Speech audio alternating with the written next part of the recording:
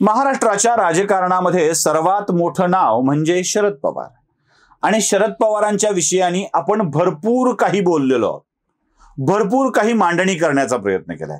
पवारांची बदनामी हा त्यामागचा हेतू नाही आहे, पवारांच्या व्यक्तिमत्वाची ओळख करून द्यावी असं वाटतंय। म्हणजे अगदी संजय राऊतांनी असं म्हटलं होतं की शरद पवार कळायला 100 जन्म घ्यावे लागतील। माझं मत संजय राऊतांच्या पेक्षा वेगळं आहे। शरद पवार कळायला 100 जन्म घ्यावे लागत नाहीत, तर शरद पवार कळायला पहिल्यांदा शरद पवार समजून घ्यावे लागतात।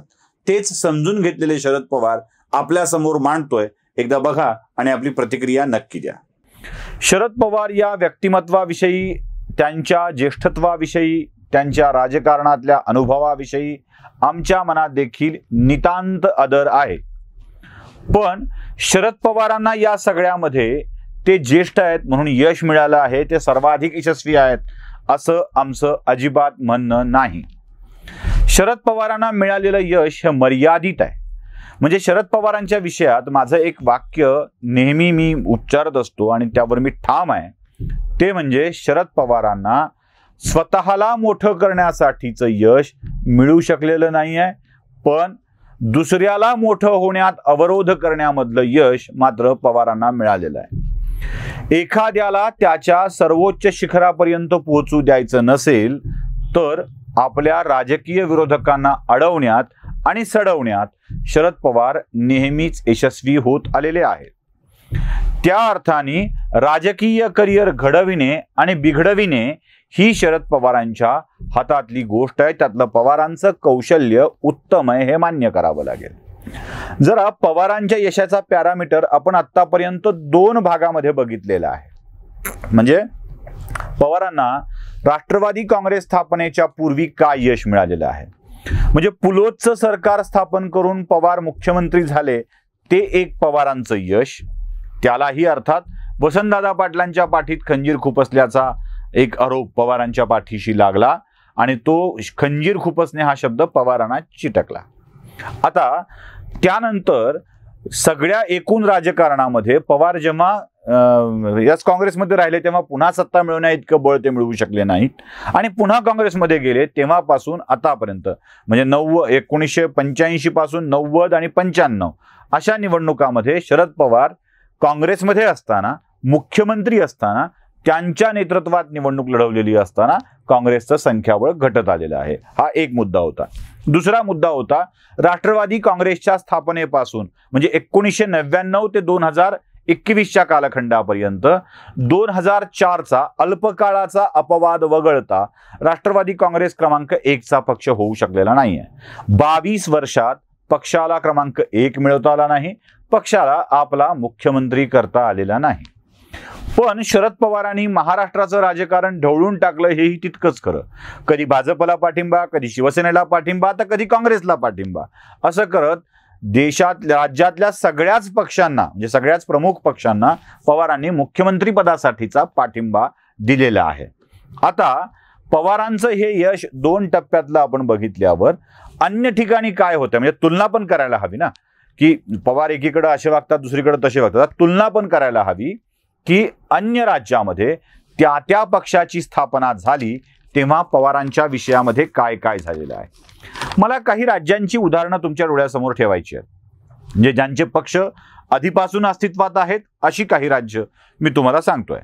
कुणाकुणाचं काय काय झालं आपण जरा खालून येऊया, म्हणजे जरा खालच्या दक्षिणेतून उत्तरेकडे जाऊया।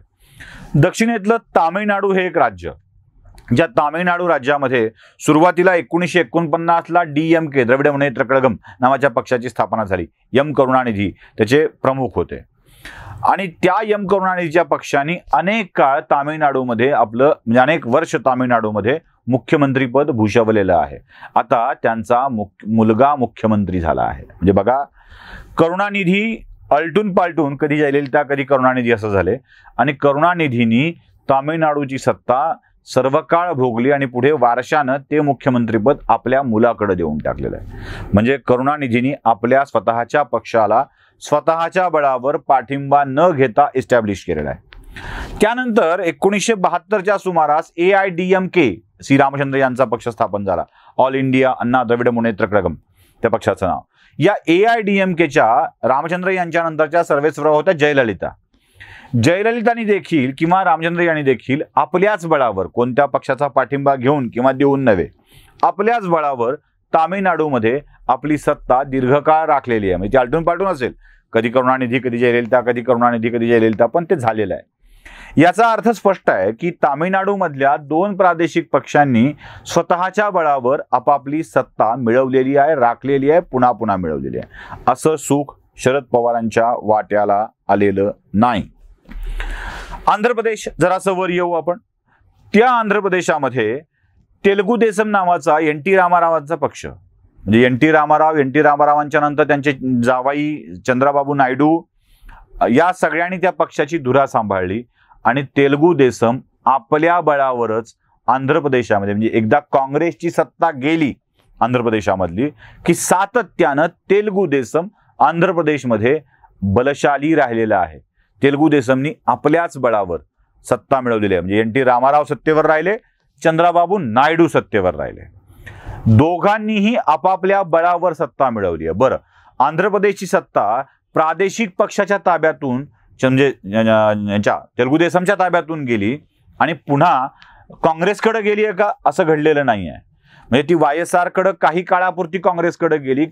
अक्षरशः काँग्रेसनं वाय.एस.आरच्या मुलाला नाकारलं आणि त्याच पोरांनी पुढे स्वतःचा पक्ष स्थापन करून आपल्या बळावर 2/3 मेजॉरिटी मिळवत आंध्र प्रदेशामध्ये पुन्हा आपल्या प्रादेशिक पक्षाची सत्ता मिळवलेली आहे. चंद्राबाबू नायडूंच्याकडे काँग्रेसकडे गेली, काँग्रेसकडून ती पुन्हा प्रादेशिक पक्षाकडे आली. म्हणजे काँग्रेस उभं राहत असताना सुद्धा वाय.एस.आरच्या पक्षाला उत्तम यश मिळालं. जे यश एन.टी. रामारावांना मिळालं, जे यश चंद्राबाबू नायडूला मिळालं, जे यश वाय.एस.आरच्या मुलाला जगमोहनला मिळालं, ते यश शरद पवारांना मिळू शकलेलं नाही. हे तुम्हाला आवर्जून सांगावं लागेल. ह्यांचा मुलगा, वाय.एस.आरचा मुलगा तर छोटा आहे, पवारांच्या तुलनेत कितीतरी अनुभव कमी आहे. चंद्राबाबू नायडू देखील पवारांच्या तुलनेत अनुभवानं कमी आहेत, पण त्यांनी आपली सत्ता कायम राखलेली आहे. जरा महाराष्ट्रामध्ये येऊया, तर त्याच्या आधी कर्नाटकात जाऊया का, म्हणजे असं बरोबर होतं. म्हणजे केरळात सुद्धा डाव्यांच्या जो प्रादेशिक पक्ष आहे त्यांनीच आपली सत्ता राखलेली आहे बरं का. म्हणजे डावे आता प्रादेशिक पुरते मर्यादित झालेले आहेत. बंगालमधून बसताना उठलंय, त्रिपुरातून बसताना उठलंय, आता केरळात उरलेत. तर डाव्यांची सत्ता सुद्धा डाव्यांनी तिथे केरळात राखलेली आहे. ती पवारांना पुन्हा पुन्हा मिळवता आली नाही ना राखता आलेली आहे. म्हणजे पवारांना 1995 मध्ये सत्ता गमवावी लागलेली आहे काँग्रेसला आणि पुढे आता 2004 मध्ये गमवावी लागलेली आहे आणि आता कशी बशी ती शिवसेनेला सोबत घेऊन राखता आलेली आहे. भविष्यात काय होईल माहित नाही. कर्नाटकात सुद्धा कुमारस्वामी, एच.डी. कुमारस्वामी, जनता दलाचे, जनता दल सेक्युलरचे नेते यांनी आपली सत्ता राखलेली आहे, हे विसरून चालणार नाही. ते सुद्धा यश म्हणजे अगदी जोडतोड करून काँग्रेसला बाध्य करून मुख्यमंत्रीपद मिळवण्याचं कसब एच.डी. कुमारस्वामींकडे होतं, ते पवारांच्याकडे कधीच नव्हतं. महाराष्ट्रात येऊया. 1995ची निवडणूक. शरद पवारांनीच काही आमदारांचं बळ, 22 अपक्ष आमदार होते, त्यापैकी 12 अपक्ष आमदारांना मंत्री केलं गेलेलं होतं. त्यापैकीचे अर्धे आमदार हे पवारांच्या गटात पुढे सामील झाले. म्हणजे ते पवारांचे चाहते होते, पवारांचे समर्थक होते. अगदी अनिल देशमुख, बदामराव पंडित यासारखी आमदार जी पवारांच्या गटामध्ये आता आहे, दिलीप सोपल, ही सगळी आली. शिवसेनेनं देखील मुख्यमंत्रीपद मिळवलं. शिवसेनेनं एकदा नव्हे, एकदा पवारांच्या साथीनं मिळवलं. पवारांना मिळवता नाही आलं, पण शिवसेनेनं मिळवलं. आधी शिवसेनेनं स्वतःच्या बळावर भाजप आपल्या मित्रपक्षाला सोबत घेऊन मुख्यमंत्रीपद मिळवलं, पण हे यश पवारांना महाराष्ट्रात सुद्धा मिळवता आलेलं नाही. आंध्र प्रदेशच्या विभाजनानंतर तेलंगणा नावाचं नवं राज्य आलं आणि या तेलंगणा नावाच्या राज्यामध्ये टीआरएसने आपली सत्ता राखलेली आहे. चंद्रशेखर, जे टीआरएसचे नेते चंद्रशेखर राव, त्यांनी आपली सत्ता राखलेली आहे स्वतःच्या बळावर. कोणत्याही राष्ट्रीय प्रादेशिक पक्षाशी जुळवून न घेता त्यांनी आपली सत्ता राखलेली आहे, जे पवारांना करता आले नाही. आज पीके भेट घेतोय आणि सांगतोय की या लोकांशी जरा जुळवून घ्यायला हवं, पण पवारांना हे जमलं नाही, हे देखील स्पष्टपणे सांगावं लागेल. जरा आपण थोडं फिरत फिरत वर गेलो तर ओडिशा नावाचं राज्य, जे तेलंगणा आणि आंध्र प्रदेशला लागून आहे, त्या राज्यामध्ये काय होत आहे, बिजू जनता दलाची स्थापना करण्यात आली. जनता दलाचे तुकडे तुकडे झाले. आणि त्यात एक ओडिसाचा बिजू पटनायकांनी आपला बिजू जनता दल स्थापन केला. बिजू पटनायक दीर्घकाळ ओडिशाचे मुख्यमंत्री राहिले आणि त्यानंतर त्यांचा मुलगा नवीन पटनायक यांनी ओडिशाचं मुख्यमंत्रीपद दीर्घकाळ सांभाळले आहे. म्हणजे अजूनही बिजू पटनायकांची सत्ता कुणालाही तिथून हलवता आलेली नाही आहे. हे विशेष. आता तरीही हे यश पवारांना मिळालंय का, आणि तुलना केल्यावर पवारांचं यश पटनायकांच्या यशापुढे किती आहे याचा विचार करण्याची गरज आहे. थोडं मोठं राज्य घेऊया, पश्चिम बंगाल. तिसरी टर्म आहे. ज्या ममता बॅनर्जींचं कौतुक इथले राष्ट्रवादीचे कार्यकर्ते करतायत, त्या ममता बॅनर्जींनी भाजपचा तीव्र विरोध असतानाही, म्हणजे भाजप एडी चोटी का जोर लगा के निवडणुकीत उतरलेली असताना सुद्धा मागच्या वेळेसपेक्षा जास्त जागा जिंकून, कमी नव्हे, यश मिळवलेलं आहे. पश्चिम बंगालात 3 वेळेला ममता बॅनर्जी मुख्यमंत्री झालेले आहेत. डाव्यांची सत्ता उलथवून टाकून, काँग्रेसला पुढे येऊ न देता आणि भाजपला रोखून असलं प्रचंड बळ ममता बॅनर्जीकडे आहे. हे बळ शरद पवारांच्याकडे आहे का? ज्या ममता बॅनर्जीचं कौतुक एनसीपीचे नेते करतायत त्यांनीच विचार करायचा आहे की असलं बळ शरद पवारांच्याकडे आहे का? मग शरद पवारांना आपण यशस्वी असं कोणत्या अर्थाने म्हणतो? कोणत्याही राज्यात जा, म्हणजे अगदी बिहारमध्ये राजद किंवा नितीश कुमार या प्रादेशिक पक्षांनी आपलं मुख्यमंत्रीपद कायम राखलंय. म्हणजे अगदी लालू प्रसाद यादव, त्यांची बायको राबडी देवी, या दोघांनीही मुख्यमंत्रीपद उपभोगलेलं आहे. इथे पवारांना आपल्या पोरीला मुख्यमंत्री करण्यासाठी काय धडपड करावी लागते, अंदाज आहे. तरीही आपण म्हणतो पवार शक्तिशाली आहेत. अगदी आता पुढच्या काळात कदाचित लालू प्रसादांचा मुलगा तेजस्वी यादव मुख्यमंत्री होऊन जाईल, पण तरीही पवारांना अजून स्वतःच्या पक्षातल्या कुणाला मुख्यमंत्री करणं 22 वर्षात जमलेलं नाही आहे. नितीश कुमारांचं काय? नितीश कुमार देखील प्रादेशिक पक्षाचा आहे बिहार पुरता, त्यांनीही तिथे यश मिळवलंय. अहो बाकी सोडा हो, उत्तर प्रदेशात जर आपण गेलो ना, तर भाजपचा कालखंड वगळता समाजवादी पार्टीचे मुलायम सिंग यादव स्वतः मुख्यमंत्री बनले, आपल्या पोराला ते मुख्यमंत्री करू शकले. एवढंच काय, बहनजी मायावती त्यांनी देखील उत्तर प्रदेशचं मुख्यमंत्री पद उपभोगलं. म्हणजे अगदी मायावती मुख्यमंत्री होतात. ज्यांना पवारांनी आपल्या बाजूने घेण्याचा प्रयत्न केला त्या मायावती मुख्यमंत्री होतात. मुलायम सिंग मुख्यमंत्री म्हणून कितीतरी वेळेला होतात. त्यांचा मुलगा मुख्यमंत्री होतो. शरद पवारांना अजूनही महाराष्ट्राचा मुख्यमंत्रीपदी राष्ट्रवादीचा माणूस बसवता आलेला नाहीये. शरद पवार पुलोदच्या आघाडीत बसले, काँग्रेसचे नेते म्हणून बसले, पण राष्ट्रवादी काँग्रेसच्या त्यांच्या पक्षाच्या 22 वर्षाच्या इतिहासामध्ये पवारांना महाराष्ट्राचा मुख्यमंत्री करता आला नाही. बिहार, उत्तर प्रदेश, झारखंड में भी क्या हुआ है? शिबू सोरेन, झारखंड मुक्ती मोर्चा प्रादेशिक पक्ष आहे, तिथेही त्यांनाही ते यश मिळालं. अगदी पंजाबात गेलात तुम्ही तरी शिरोमणी अकाली दलांनी तिथं यश मिळवत स्वतःचा मुख्यमंत्री करण्याचं अनेक वेळेला करण्याचा पराक्रम करून दाखवला. पण शिरोमणी अकाली दलाने जे करू शकले, बादल जे करू शकले, यहां का सह्याद्री नहीं कर पाया भाई. तुम्ही जर जम्मू काश्मीरमध्ये जा, जेव्हा राज्य होतं तेव्हा अगदी नॅशनल कॉन्फरन्स हा तिथला प्रादेशिक पक्ष, नॅशनल कॉन्फरन्सचे शेख अब्दुल्ला, फारूक अब्दुल्ला, ओमर अब्दुल्ला सब कुछ बन गए. पण पवारांना छे अगदी मुफ्ती मोहम्मद सईद यांची पोरगी सुद्धा प्रादेशिक पक्ष स्थापन करून काश्मीरच्या मुख्यमंत्री पदावर बसून गेली हो. लहान लहान लेकरं, ज्यांना लेकरच म्हणावं अशी माणसं शरद पवारांच्या पुढे आपापल्या राज्याचे प्रमुख होऊन गेले, आपला कारकीर्द गाजवून गेले. जगनमोहन लेकरू या कॅटेगरीत आहे, चंद्रशेखर राव शरद पवारांच्या पुढे लेकरू या कॅटेगरीत आहे, चंद्रबाबू नायडू जरा सिनियर आहेत, लेकरू या कॅटेगरीत. ममता बॅनर्जी खूप ज्युनियर आहेत पवारांच्यासाठी, नवीन पटनायक पवारांच्यासाठी ज्युनियरच आहेत. म्हणजे बिजू पटनायकांच्या सोबत पवारांचं राजकारण झालेलं आहे, नवीनच आहेत. म्हणजे कालची पोर, अगदी अखिलेश क्या है, काय वय आहे अखिलेशचं पवारांच्या पुढे. या सगळ्यांनी उत्तम यश मिळवलंय. आणि आमचा सह्याद्री महाराष्ट्राच्या कोकण किनारपट्टीत पश्चिम महाराष्ट्र आणि कोकणाची विभागणी करतच उभा आहे. म्हणजे अगदी पश्चिम महाराष्ट्राला सरकून एकट्या रायगडचे तटकरे वगळले तर बाकी फार मोठं यश मिळालेलं नाही आहे. त्या किनारपट्टीला लागून असलेल्या सह्याद्रीच्या बाजूने जे जिल्हे आहेत तेवढ्याच जिल्ह्यात आमचा सह्याद्री उभा आहे. आणि आपण दावा करतोय की सगळ्यात मोठा यशस्वी नेता. हो, यश कशाचं आहे तर स्वतः करण्याचं नव्हे, कुणाला तरी होऊ न देण्याचं. मैंने देवेंद्र को आने नहीं दिया बस. मी पुन्हा येईन म्हणत होता ना, मी येऊ दिलं नाही. मी विलासरावांना मुख्यमंत्रीपदी फार काळ बसू दिलं नाही. अशोक चव्हाणांचा आणि शंकरराव चव्हाणांचा गेम मी कसा केला, त्यात माझा पराक्रम.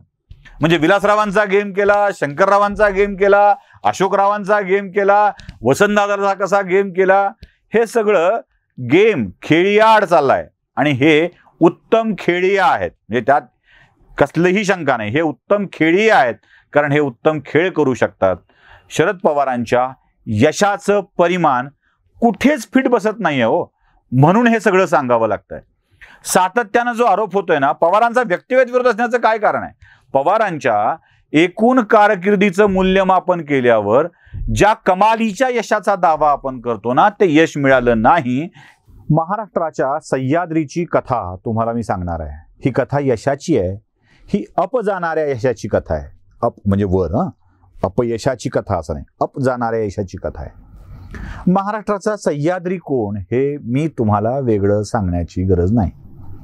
महाराष्ट्राचा सह्याद्री जेव्हा पावसात भिजतो तेव्हा सुजलाम सुफलाम होतं म्हणतात. आता हे महाराष्ट्राला होतं की सह्याद्रीच्या पक्षाला होतं माहित नाही, पण महाराष्ट्र सुजलाम सुफलाम होतो जेव्हा सह्याद्री पावसात भिजतो. एखाद्या व्यक्तिमत्वाच्या बखरी गाऊन, म्हणजे कौतुकाच्या राशी उभा करून, त्याच्या भोवती जे अलंकारांचा महिमा मंडन केला जातो ना, त्या महिमा मंडनावरच मला बोलायचं आहे. काय यश मिळालंय? एखादी माणसं किती यशस्वी असू शकतात, किती यशस्वी असू शकतात, हेच मला तुम्हाला सांगायचं आहे. मी तुम्हाला एक गॅरंटी नक्की देतो की आत्तापर्यंत जे मी यशाचं गुणगान गायलंय ते रिपीट करणार नाही. एका मिनिटात सांगतो काय रिपीट करणार नाही ते, म्हणजे पुन्हा रिपीट झालं तरी हरकत नाही. म्हणजे मी तुम्हाला हे सांगणार नाही आहे की आत्तापर्यंत सह्याद्रीच्या पक्षाला एकदाही नंबर 1चा पक्ष होता आलं नाही. अपवाद एकदा घडला, नारायण राणेला घेऊन काँग्रेसनी बरोबर नंबर 1 पद घालवलं. हे एक. नंबर 2, अजून एकदाही सह्याद्रीचा मुख्यमंत्री महाराष्ट्रात होऊ शकलेला नाही. हे रिपीट करणार नाही आहे. म्हणजे 1995 नंतर काय घडलंय, म्हणजे राष्ट्रवादीच्या स्थापनेनंतर काय घडलंय हे मी तुम्हाला अजिबात सांगणार नाही. पण त्याच्या आधी काय घडलंय, हा यशस्वी सह्याद्री कसा आहे हे मात्र मी तुम्हाला सांगणार आहे. काय महाराष्ट्रामध्ये काँग्रेसच्या स्वरूपाकडून मुख्यमंत्रीपद मिळणार नाही म्हणून शरद पवारांनी पुलोदची स्थापना केली. पुलो म्हणजे पुरोगामी लोकशाही दल, म्हणजे पुलोद सरकार आणलं. या पुलोदमध्ये समाजवादी काँग्रेस नावाचा पवारांचा एक वेगळा पक्ष होता, की ही आघाडी होती. जसं आत्ता महाविकास आघाडी आहे, ज्यात 3, 4, 5 पक्ष आहेत, आणि त्यात पवारांचा राष्ट्रवादी काँग्रेस हा एक पक्ष आहे. तसा पुलोदमध्ये पवारांचा समाजवादी काँग्रेस नावाचा एक पक्ष होता. पवार या पुलोद सरकारचे 1978 साली मुख्यमंत्री बनले. पुढे 1978 नंतर हे सरकार टिकलं नाही. 1980 साली निवडणुका झाल्या आणि 1980च्या निवडणुकीत अब्दुल रहमान अंतुले म्हणजे अंतुले महाराष्ट्राचे मुख्यमंत्री झाले. सिमेंटचा घोटाळा झाला, अंतुले बाहेर पडले. त्यानंतर बॅरिस्टर बाबासाहेब भोसले हे महाराष्ट्राचे मुख्यमंत्री झाले. असं म्हणतात की बाबासाहेब भोसलेंना मुख्यमंत्री करून काँग्रेसला पश्चाताप झाला होता. आता तो पश्चाताप मागे पडलाय. आता कधी ते वाढलाय सांगणार नाही तुम्हाला, पण तो पश्चाताप मागे पडलाय. आणि त्यानंतर वसंतदादा पाटील महाराष्ट्राचे मुख्यमंत्री बनले. 1985ला पुन्हा निवडणूक झाली. आता मी तुम्हाला ते यशाची कथा सांगणार आहे, कशी चढती कमान आहे, स्थापनेच्या आधीची तुम्हाला सांगणार आहे. 1985ला शिवाजीराव पाटील मुख्यमंत्री बनले. त्यानंतर शंकरराव चव्हाण मुख्यमंत्री बनले. शंकरराव चव्हाण मुख्यमंत्री बनेपर्यंत महाराष्ट्रामध्ये समाजवादी काँग्रेस आणि काँग्रेस आहे अशी पक्ष होती. आता पवारांना असं वाटू लागलं की आपल्या पक्षाचं फार काही भवितव्य नाही आहे, म्हणून त्यांनी ठरवलं की आता काँग्रेसमध्ये जायचं. जरा त्यावेळेसच्या विधानसभेतल्या जागांची स्थिती मला समजून सांगायची आहे तुम्हाला. पवारांचा समाजवादी काँग्रेस पक्ष जो पुलोदच्या सोबत 1978 साली सत्तेत आला होता, त्या पक्षाच्या जागा बघता बघता 1985 साली 54 वर आल्या होत्या. सत्तेत असलेल्या पक्षाच्या जागा 54 वर आलेल्या होत्या. आणि काँग्रेस जो मूळ पक्ष होता त्या पक्षाच्या जागा 168 होत्या. पण आता पवारांनी निर्णय घेतला की आपण काँग्रेसमध्ये आपला पक्ष विलीन करायचा, काँग्रेस यस. आणि औरंगाबादला मोठी सभा घेऊन पवारांनी आपला काँग्रेस यस हा पक्ष काँग्रेस आय या पक्षामध्ये विलीन करून टाकला. काँग्रेसच्या त्यावेळेला जागा होत्या 168 आणि पवारांच्या जागा होत्या 54 समाजवादी काँग्रेस पक्षाच्या. शंकरराव चव्हाण मुख्यमंत्री होते. पवारांचं हे विलिनीकरण शंकरराव चव्हाणांच्या जागेवर पवारांना मुख्यमंत्री करावं या अटीवर होतं. पण प्रवेशाच्या वेळी थोडंसं ते लांबलं. 1-1.5-2 वर्ष पवारांना त्यामध्ये संघर्ष करावा लागला. पुढे पवार मुख्यमंत्री बनले. काँग्रेसच्या जागा झाल्या होत्या 222. 288 विधानसभेमध्ये एकट्या काँग्रेसच्या जागा झाल्या होत्या 222.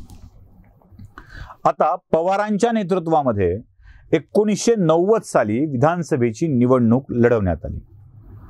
आता पवारांचा समाजवादी काँग्रेस आणि काँग्रेस आय या दोन्ही पक्षांचं एकत्रीकरण झालेलं होतं. 222 जागा काँग्रेसच्या त्यावेळेला म्हणजे पवारांच्या नेतृत्वात निवडणूक लढवली त्यावेळेला होत्या. मग आता किती जागा यायला पाहिजेत? किमान 223 तरी, किमान 222 तरी ठीक आहे बाबा, 222 यायला पाहिजे. पण घडलं असं की 1990च्या निवडणुकीत काँग्रेसच्या जागा आल्या 141. काकांचा पायगुण 222 वरून. व 222 सोडा, काँग्रेसच्या ज्या मुळात 168 जागा होत्या त्या देखील काँग्रेसला राखता आल्या नाहीत. 141 जागा, माफ करा, 141 जागावर काँग्रेस आलं. म्हणजे मागाचा 122 आकडा चुकलाय माझा. 141 जागांवर काँग्रेस आलं. 168 तरी किमान काँग्रेसला मिळायला पाहिजे. आम्हाला अपेक्षा होती की 222 मिळतील, पण ते नाही झालं. 222 जागा नाही मिळाल्या, असं कुठं मिळत नसतं. म्हणून किमान काँग्रेसच्या ज्या 168 होत्या त्या तरी कायम राहायला हव्या होत्या. 1990च्या निवडणुकीत हे घडलं नाही. जागा झाल्या 141. बघा, जिथे चढती कमान राहायला पाहिजे, पवार काँग्रेसमध्ये आल्यावर तर आणखी काँग्रेस बलदंड व्हायला पाहिजे होती. घडलं नाही हो, घडलं नाही. 141 जागा निवडून आल्या. तरीही पवार मुख्यमंत्री झाले. पवारांच्या नंतर पवारांनीच आपला वारसदार नेमला, ते म्हणजे सुधाकरराव नाईक. पवार केंद्रात गेले, संरक्षण मंत्री वगैरे झाले. ते पवारांनी म्हणजे नरसिंहराव पंतप्रधान झाल्याबरोबर संरक्षण मंत्री पवार झाले, तिकडे गेले ते. आणि त्यांनी आपला वारसदार नेमला, तो म्हणजे सुधाकरराव नाईक. सुधाकरराव नाईकांच्या काळामध्ये मुंबईमध्ये बॉम्बस्फोट दंगली झाल्या, माफ करा, बॉम्बस्फोट नाही, दंगली झाल्या. आणि पवार आले परत एकदा. म्हणजे पवार नाईक पवार अशी 1990ची कारकीर्द. त्या काळात बॉम्बस्फोट वगैरे घडले, 12 का 13 हा वाद पुन्हा तो सगळा झाला. आणि पवारांनी मोठ्या खुबीनं महाराष्ट्रातल्या दंगली रोखल्या, सगळं रोखलं. महाराष्ट्राला असा सरळ केला, व्यवस्थित केलं, ट्रॅकवर आणलं, दंगली होऊ दिल्या नाहीत, नामांतर केलं, नामविस्तार केला, वेगळ्या विद्यापीठांची निर्मिती केली, सगळं केलं. आणि आता पवारांच्या काँग्रेस पक्षाला, मी त्यावेळेला काँग्रेसमध्ये होते, आता उत्तम जागा मिळणं आवश्यक होतं. 1995च्या निवडणुकीमध्ये पवारांच्या नेतृत्वात महाराष्ट्राची निवडणूक लढवली गेली. आणि 1995 साली, बघा आता मी पुन्हा परत तुम्हाला रिपीट करतोय तोच विषय, 1985 साली काँग्रेसच्या 168 जागा होत्या. पवारांच्या नेतृत्वात निवडणूक लढवली, काँग्रेसच्या 141 जागा झाल्या. याच पवारांच्या नेतृत्वामध्ये मुख्यमंत्री असताना 1995ची निवडणूक लढवली गेली आणि काँग्रेसच्या जागा झाल्या 80. 168 वरून 10 वर्षात काँग्रेस पक्ष 80 जागावर मर्यादित झाला. अहो, नुसतं 80 काय घेऊन बसलात? सत्ता जायची वेळ आली, गेली. त्याच्यामध्ये शिवसेनेला जागा मिळाल्या त्यानंतर आणि भाजपला जागा मिळाल्या आणि युती मिळून सत्ता बनली, त्यांची जागा मिळाल्या 138. आता 138 जागा आल्यावर सुद्धा, आता मूळ मुद्द्यावर मी येतोय, आता 138 जागा आल्यावर सुद्धा भाजप सेना भाजप युतीला जागा कमी पडत होत्या 7. कारण बहुमत सिद्ध करायला 7 जागा कमी पडत होत्या. त्यावेळेला साधारणतः 12 अपक्ष आमदारांनी पाठिंबा दिला आणि त्यांना मंत्रिपद देखील दिल्या गेली. त्यातली काही नावं मी तुम्हाला वाचून दाखवतोय. म्हणजे त्यावेळेला हर्षवर्धन पाटील जे आता पुन्हा कॅबिनेट, ते कुठल्या काळात मंत्रीच होते, हर्षवर्धन पाटील आता भाजपात आहेत, सुनील केदार आता काँग्रेसमध्ये आहेत, बाबासाहेब दाभेकर गेले, रमेश गजबे आणि भरमू अण्णा पाटील, म्हणजे 1 2 3 4 5 भरमू अण्णा पाटलांसहित 5 नावं आहेत ही. आता मी तुम्हाला आणखी काही नावं सांगणार आहे बघा, म्हणजे कोण भाजप सेना युतीचं सरकार यायला कोण मदत केली हे तुमच्या लक्षात येईल. म्हणजे काँग्रेस सरकार येऊ नये, काहीही प्रयत्न होऊ नयेत यासाठी सेना भाजपला कोण सपोर्ट केला हे तुमच्या लक्षात येईल. त्यावेळेला मंत्री होते अनिल देशमुख जे अपक्ष होते. अनिल देशमुख पुढे काय झाले तुम्हाला माहित आहे, म्हणजे गृहमंत्री झाले, राजीनामा द्यावा लागला, वाजे प्रकरण. हे अनिल देशमुख युती सरकारच्या काळामध्ये राज्यमंत्री होते. विजयकुमार गावित जे राष्ट्रवादीचे मोठे नेते होते, पुढे आता भाजपात आले. बार्शीचे दिलीप सोपल अजूनही राष्ट्रवादीचे नेते आहेत. पहिल्यांदा त्यांनी काँग्रेस शिवसेनेकडून सपोर्ट केला होता, ते आता राष्ट्रवादी काँग्रेसमध्ये आहेत, ते दिलीप सोपल. गेवराईचे बदामराव पंडित. आता अनिल देशमुख, विजयकुमार गावित, बदामराव पंडित, दिलीप सोपल ही जी नावं आहेत ती कोणाच्या इशाऱ्यावर या सरकारला पाठिंबा देत होती? जिथे काँग्रेस 168, 141, 80 अशा उतरत्या क्रमाने पवार साहेबांच्या नेतृत्वात येत होती. पवार साहेबांचं नेतृत्व काँग्रेसला नव्हतं तेव्हा काँग्रेस 168 जागा घेऊन स्पष्ट बहुमतानं सत्तेमध्ये होती. पवार साहेबांच्या पक्षाला जागा होत्या 54. काँग्रेसनी पवार साहेबांना सोबत घेतलं, मुख्यमंत्रीपद बहाल केलं, निवडणूक लढवली, जागा झाल्या 141. तरीही काँग्रेसनं विश्वास ठेवला, पुन्हा मुख्यमंत्रीपद दिलं, पुन्हा जागा लढवल्या गेली, पुन्हा निवडणूक त्यांच्या नेतृत्वात लढवली, जागा झाल्या 80. सरकारही गेलं आणि त्यानंतर 1999ला जेव्हा पुन्हा सत्ता आली आघाडी सरकारची, विलासराव देशमुख मुख्यमंत्री बनले, तेव्हा पवारांचा पक्ष वेगळा झाला होता. काँग्रेसपेक्षा 1-2 जागा जिंकूनच पुढे होता. विलासरावांनी चलाखी केली, त्याला नंबर 2 वर टाकलं. प्रत्येक वेळी आपल्याच पक्षाच्या नुकसान करतच पवार साहेब राजकारणात वाटचाल करत आलेले आहेत. स्वतः ज्या पक्षाचं नेतृत्व केलं त्याला ते वाढवू शकले नाहीत. ते ज्या पक्षाचे प्रमुख म्हणून वेगळा पक्ष स्थापन केला त्याला ते वाढवू शकले नाहीत. आणि हा महाराष्ट्राचा सह्याद्री पावसात चिंब भिजून आपल्या पक्षाला नंबर 1चा करू शकला नाही. पवार साहेब काही करू शकत असतील तर ते कोणाची वाटचाल रोखू शकतात, स्वतःच्या पक्षाची वाटचाल नंबर 1 कडे नेऊ शकत नाहीत. हे वास्तव आपल्या समोर स्पष्टपणे समोर येतं. शरद पवार साहेब राजकारणातलं, महाराष्ट्राच्या राजकारणातलं सगळ्यात जुनं आणि मोठं नाव. पवारांच्या शिवाय महाराष्ट्राचं राजकारण सुरू होत नाही आणि पवारांच्या शिवाय संपत नाही. म्हणजे अगदी महाराष्ट्राच्या मुख्यमंत्री पदाची कारकीर्द तपासायला आपण सुरुवात केली तर यशवंतरावांच्या पासून शरद पवारांच्या राजकारणाची सुरुवात होते आणि आजचे उद्धव ठाकरे यांच्यापर्यंत राजकारण चालत आलेलं आहे. कदाचित महाराष्ट्राचे आणखी काही मुख्यमंत्री बघण्याचं भाग्य शरद पवारांच्या नशिबी असेल. देव त्यांना उदंड आयुष्य देव. पवार साहेब इतके जुने जाणते राजकारणी आहेत की त्यांना आता सगळीच माणसं लहान वाटू लागलेली आहेत, अगदीच लहान. हे खरं आहे की काही लोकांचं वय शरद पवारांच्या अनुभवापेक्षा सुद्धा कमी आहे. नुकतंच शरद पवारांनी पंकजा मुंडेंच्या विषयामध्ये एक विधान करून टाकलं. शरद पवार म्हणाले, मी पंकजा मुंडेंवर बोलणार नाही कारण त्या लहान नेत्या आहेत. चला ठीक आहे, पंकजा मुंडेंनी विमानतळावर उडता उडता आधीच पत्रकारांनी गाठलं आणि बाईट घेतला आणि सांगितलं की हो मी लहान नेता आहेच आहे, लहान माणसांची नेता आहे. त्यामुळं पंकजा मुंडेंनी पवारांचा हा आरोप असा परतवून लावलेला आहे. पण पवारांना असं दुसऱ्याला लहान समजणे आणि जे विषय नकोय त्याला महत्त्व न देणे याची सवयच लागून गेलेली आहे. पंकजा मुंडे या एकट्या पवारांनी लहान ठरवलेल्या नेत्या नाही आहेत.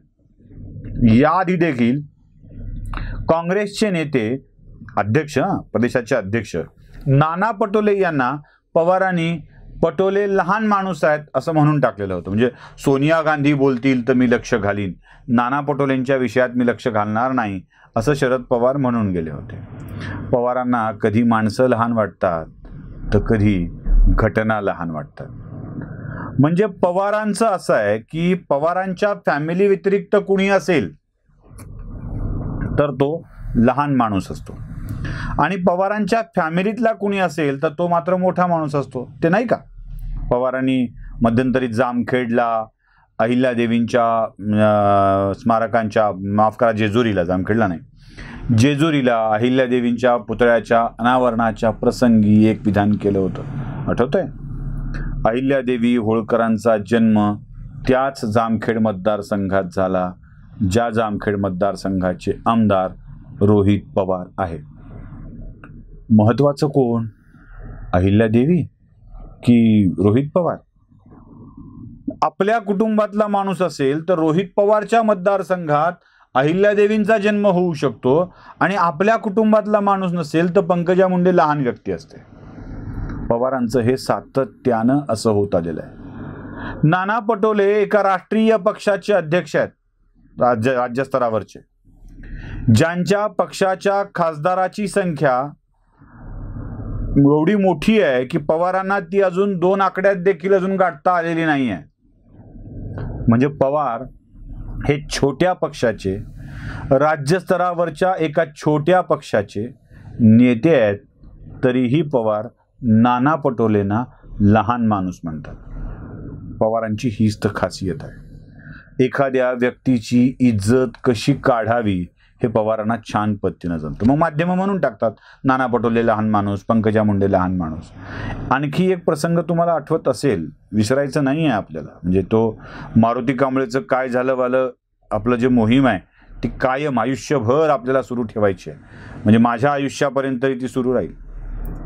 कदाचित आयुष्य संपवण्याचा प्रकार झाला आपल्या आपल्या हातानं तरच ते संपेल. पण तुम्हाला आठवत असेल जेव्हा अनिल देशमुखांचा विषय निघालेला होता, जेव्हा वाझेचा मुद्दा निघालेला होता, जेव्हा वाझेला अटक झालेली होती, तेव्हा शरद पवार महाराष्ट्रात म्हणाले होते हा स्थानिक मुद्दा आहे, लोकल विषय आहे, मी त्यावर बोलणार नाही.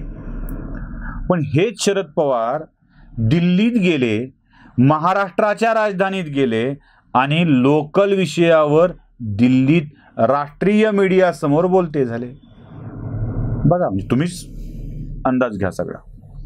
कधी याला लहान म्हण, कधी त्याला लहान म्हण, कधी याला कळत नाही म्हण, कधी त्याला कळत नाही म्हण. जसं काही कळण्याचं सगळं सगळं सगळं श्रेय टेका हा शरद पवारांच्याकडे गेलेला आहे. म्हणजे वेदांची निर्मिती कोण केली तर पवारांनी केली असं उद्या कोणी म्हणू नये.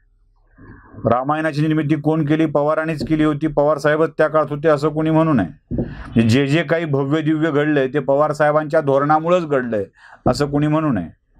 पवार साहेबांनी एकेका व्यक्तीला लहान माणूस म्हणत त्याच्या आयुष्याला मर्यादित करण्याचं, राजकीय आयुष्याला मर्यादित करण्याचं काम अत्यंत चाणाक्षपणे, हा शब्द सुद्धा थोडासा वेगळा ठरेल, अत्यंत धूर्तपणे केलेला आहे. आणि म्हणूनच पवारांच्या या भूमिकांचं नेहमीच आश्चर्य वाटतं. आपली रेष मोठी वाटत नसेल, करता येत नसेल, साधं गणित आहे, आपली रेष मोठी करता येत नसेल तर दुसऱ्याची रेष पुसून टाकून आपली रेष मोठी दाखवता येऊ शकते. पवार असंच करतायत. इतरांना लहान म्हणून त्यांची रेष पुसतायत आणि दुसऱ्याची रेष पुसल्यावर पवारांनी जेवढी आधी ओढली आहे ना तेवढीच मोठी वाटू लागते. हेच राजकारण पवार आजवर खेळत आलेले आहेत. कारण पवारांनी बोललेल्या विषयाची चर्चा करण्याची सवय आपल्याकडच्या माध्यमांना आहे आणि या चर्चा चघळणाऱ्या माध्यमांनी पुन्हा एकदा लहान कोण मोठा कोण या विषयाची चर्चा सुरू केलेली आणि पवारांचं इथेच खरं फावतं. शरद पवारांनी आत्तापर्यंत घरभेदी राजकारण केलेलं आहे हे तुम्हाला जेव्हा एक एक घराणी तुम्ही बघाल, एक एक घर तुम्ही बघाल, तेव्हा तुमच्या लक्षात येईल. राजकारणात आपल्या पक्षाचं प्राबल्य असावं असं प्रत्येकाला वाटत असतं आणि ते प्राबल्य ठेवण्यासाठी प्रत्येक पक्ष प्रयत्न करत असतो. आपल्या पक्षाचं प्राबल्य तेव्हाच राहू शकेल, आपलं प्राबल्य तेव्हाच राहू शकेल जेव्हा वेगवेगळ्या भागातील बलशाली मंडळी कमकुवत ठरतील. ती कमकुवत कशी ठरतील? बंद मुठ्ठी लाख की खुले तो खाक की म्हटलं जातं. ती कथा आहे बघा. एका माणसाला काड्या दिल्या गेल्या, मोळी दिली गेली आणि ती मोड म्हणून सांगितलं बांधून. ती मोळी बांधता नाही, मोडता नाही आली. पण जेव्हा एक एक काडी बाजूला काढून दिली तेव्हा ती पटापटा मोडून गेली आणि सगळ्या काड्या मोडून पडल्या होत्या. एकीचं बळ जे असतं ना, ते एकीचं बळ तोडता येत नसतं. पवारांनी चाणाक्षपणे, अगदी राजकीय चाणाक्षपणा दाखवत हे सूत्र पाळलेलं आहे. जेव्हा आपली मोठी रेष ओढता येत नसते तेव्हा दुसऱ्याची रेष छोटी केली की आपली असलेली रेष मोठी ठरते. होते नव्हे, ठरते. म्हणजे दोन रेषेपैकी समांतर रेषा जर असतील आणि त्या बरोबरीच्या असतील तर एक रेष आपली मोठी ओढता येत नाहीये म्हणून दुसऱ्याची छोटी करून टाकायची, आपली बरोबर मोठी होऊन जाते. हे सूत्र पवारांनी राजकारणामध्ये सतत बाळगलेलं आहे. म्हणून जी प्रभावशाली घराणी ठरू शकतात किंवा जी व्यक्ती प्रभावशाली ठरू शकते त्या व्यक्तीच्या घरात फूट पाडली जाते. हे साधं लॉजिक आपल्याकडं गावाकडं सुद्धा पाळलं जातं. म्हणजे एखादं घर खूप मोठं आहे, 4-5 भाऊ मिळून एकत्र आहेत, खूप छान काम करतायत, तर पहिल्यांदा त्याच्या कुठल्या तरी भावाच्या मनात तुझ्या पदरात काय पडलंय ही भावना घालती. तुला काय, तू नुसताच राबतोस, तुझं काय तिकडंच आहे, तू काय, तुला काय भाऊ देतच नाही तुझा, ही भावना घालतील. आणि मग त्याला हळूहळू आपण किती कष्ट करतो आणि आपण मात्र दुःखात जगतोय आणि तो मात्र सुखात जगतोय अशी भावना वाढू लागते. आणि ही फूटच त्या घराला एका घराचे 5 घर करते. 10 एकर शेतीचे 2-2 एकर करते आणि ती कोणाच्याच उपयोगाची राहत नाही. साधी सरळ कूटनीती असते एखाद्या घराला उद्ध्वस्त करण्याची. बहुतेक प्रत्येक जण या अनुभवातून गेलेला असतो. अशी वाटणी झाल्यामुळं छोट्या छोट्या उत्पन्नाच्या झालेल्या शेती या कोणाच्याच कामाच्या राहत नाहीत. मग गावच्या पाटलाचं फावतं, म्हणजे गावच्या कारभाऱ्याचं फावतं. पाटलाचा हा शब्द जरा वेगळ्या अर्थाने घालतो मी. गावच्या कारभाऱ्याचं फावतं. त्याला सगळीच माणसं आपल्या अंकित राहतात असं दिसतं. पवारांनी हीच टेक्निक गाव पातळीवर जशी वापरली जाते, घरात जशी वापरली जाते, तशी टेक्निक राजकारणामध्ये महाराष्ट्रात वापरलेली आहे. आता सगळीच उदाहरणं मी सांगत बसलो तर तुम्हाला वेळ खूप लागेल. म्हणजे हा व्हिडिओ जरा फारच लेंदी झाल्यासारखं वाटेल.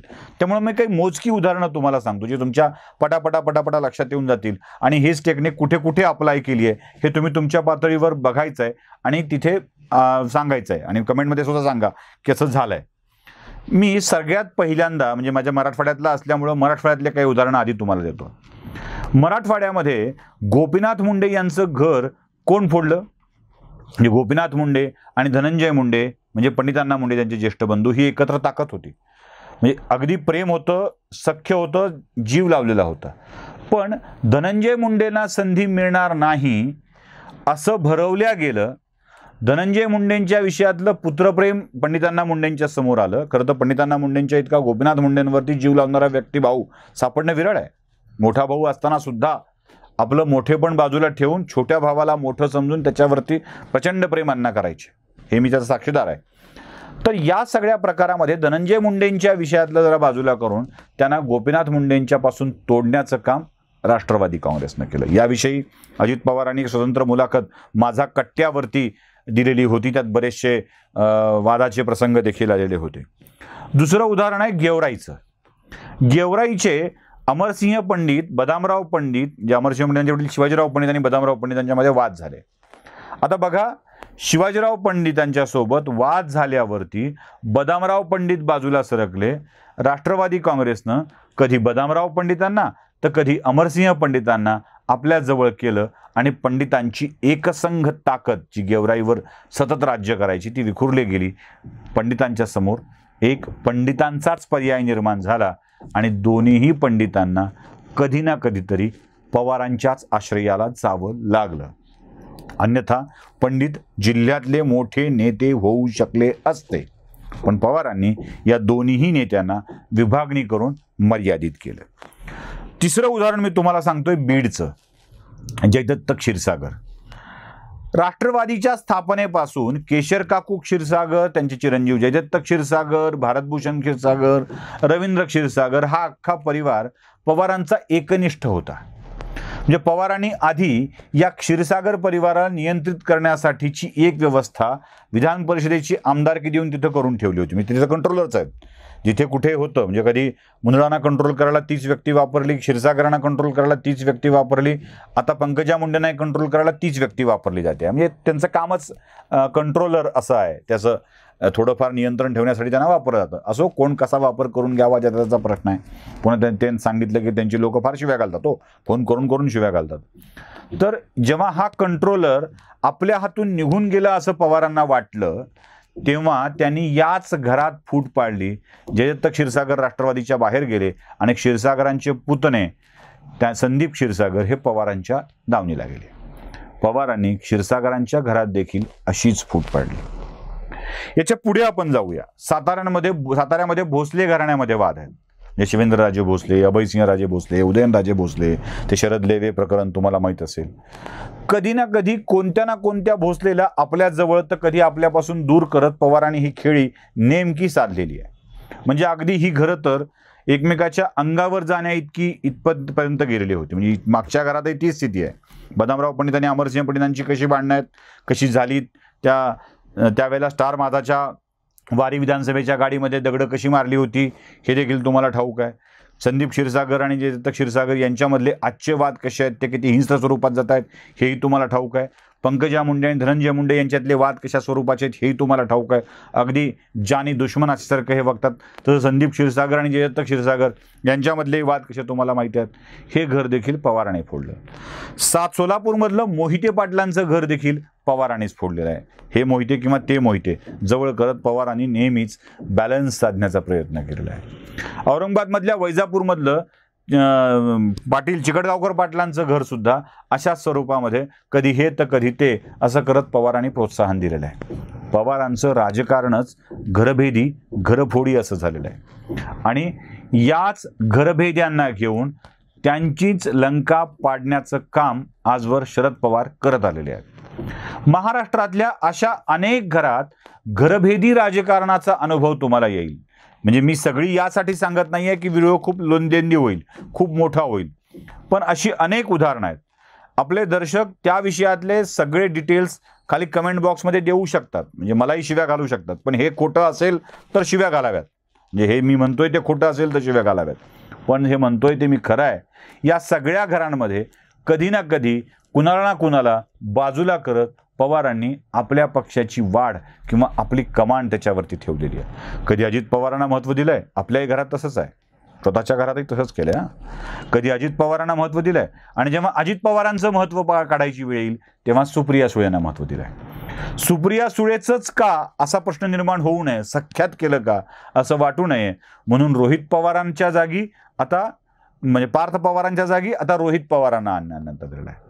म्हणजे आपल्या घरात सुद्धा हीच भूमिका पवार ठेवतात. घरभेदी पवार मी सुरुवातीला म्हणालो ते उगाच नाही.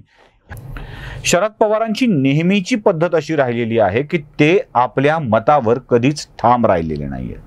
त्यांनी कधीच आपल्या मतांशी सातत्य ठेवलेलं नाहीये. नेहमी बदलत राहिलेले आहेत, अगदी नेहमी. तुम्हाला आठवत असेल विजयसिंह मोहिते यांनी भारतीय जनता पक्षामध्ये प्रवेश केला होता आणि तेव्हा पवार म्हणाले होते की अपेक्षित असं आहे की मोहितेंनी आता हाफचड्डी घालू नये. पण म्हणजे फक्त हाफचड्डी घालू नये असा सल्ला मोहितेंना दिला. संघावरती टीका केली, मोहितेंवरती टीका केली, पण त्याच्यानंतर काही दिवसात पुण्यामधल्या भोसरी गावामध्ये राष्ट्रवादी काँग्रेसची कार्यकर्त्यांची एक सभा झाली आणि त्यात पवार मार्गदर्शन करताना म्हणाले होते की राष्ट्रवादीच्या कार्यकर्त्यांनी संघाच्या कार्यपद्धतीमधून काही धडा घेणं आवश्यक आहे. म्हणजे संघाच्या कार्यपद्धतीतून धडा घ्यावा अशी सूचना पवार आपल्या कार्यकर्त्यांना करतात आणि एकीकडं आता मोहिते पाटलांनी चड्डी घालू नये, हाफ चड्डी घालून संघात जाऊ नये, एवढं मग मिळवली अशी टीकाही करतात. या एका एवढ्या घटनेवरती आपण थांबत नाही आहोत. निधी चौधरी हा विषय तुम्हाला आठवत असेल. पाणी पुरवठा विभागाच्या सचिव होत्या निधी चौधरी. त्या मुंबई मालिकेमध्ये उपायुक्त असताना महात्मा गांधी यांच्याबाबत त्यांनी एक उपहासात्मक ट्विट केलं होतं. गांधींवरती उपहास नाही, गांधींच्या बाबत उपहासात्मक ट्विट केलं होतं. ते ट्विट बघताच शरद पवारांनी मुंबईच्या पोलीस अधिकाऱ्यांना तात्काळ पत्र लिहून टाकलं आणि कळवलं की निधी चौधरी यांच्यावरती कारवाई करण्यात यावी. आता निधी चौधरी यांच्यावरती कारवाई करण्याचं पवारांनी मुख्यमंत्र्यांना दिलेलं पत्र, पोलीस अधिकाऱ्यांना दिलेलं पत्र, यात पवारांना नंतर कळलं की निधी चौधरींचा उपहास हा वेगळाच होता. आपण त्याबाबत वेगळीच भूमिका घेतलेली आहे. नाहक पवारांनी निधी चौधरींना अडचणीमध्ये आणलं. आता घटना तिसरी बघूया. म्हणजे तिसरी एक घटना आहे शरद पवार आणि मोदी यांचे संबंध. मोदी परवाच्या दुसऱ्या शपथविधीला जाण्यासाठी पवारांनी टाळलं आणि जशीच ही बातमी आली तशी माध्यमांनी ती ब्रेकिंग न्यूज म्हणून देऊन टाकली. अगदी शरद पवारांचा अपमान, 5व्या रांगेत बसवलं वगैरे वगैरे वगैरे सगळे विषय झाले. मुळात शरद पवारांना शपथविधीच्या दिलेल्या पासवर व्ही असं लिहिलेलं होतं आणि व्ही हा रोमन आकड्यात पकडून पवारांनी आपला नंबर 5वा असं गृहीत धरलं. म्हणजे व्ही रोमन अंकात 5वं होतं म्हणून 5व्या रांगेत बसवल्याचा राग पवारांना आला आणि पवारांनी शपथविधीला जाणं टाळलं.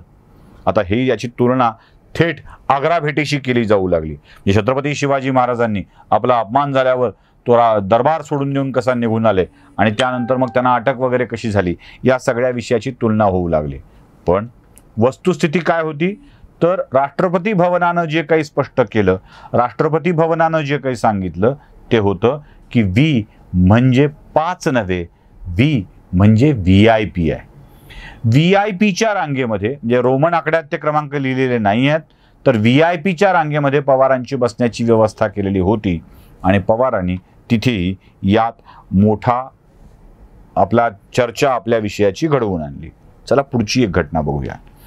शरद पवारांनी लोक माझे सांगाती या पुस्तकामध्ये एनरॉनच्या प्रकरणावर लिहिताना फार मजेशीर उल्लेख केलेला आहे. ते म्हणतात की डॉक्टर बाबासाहेब आंबेडकरांचं ऊर्जा धोरण युती सरकारला कळलंच नाही. म्हणजे मनोहर जोशींनाही कळलं नाही आणि गोपीनाथ मुंडे नाही कळलं नाही.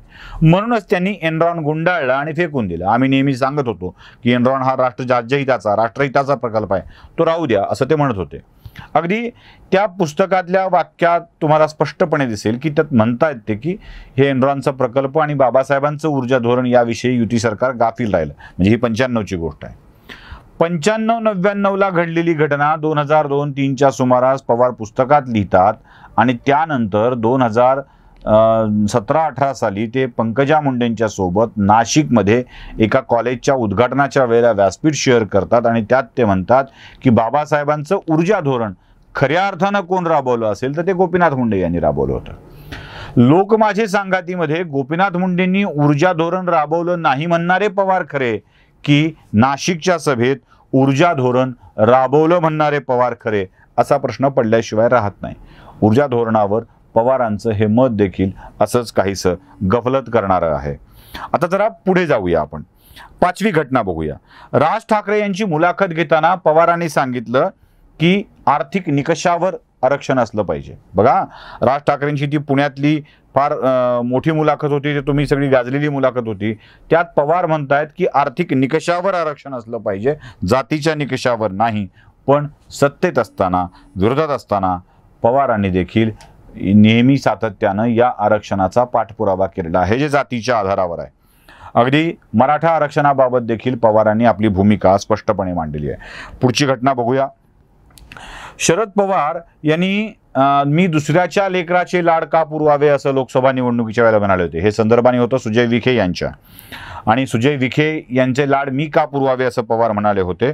आणि दुसऱ्याच दिवशी, म्हणजे अगदी दुसऱ्याच दिवशी शरद पवारांनी विधान केलं की सुजय विखे यांनी घड्याळावर निवडणूक लढवावी.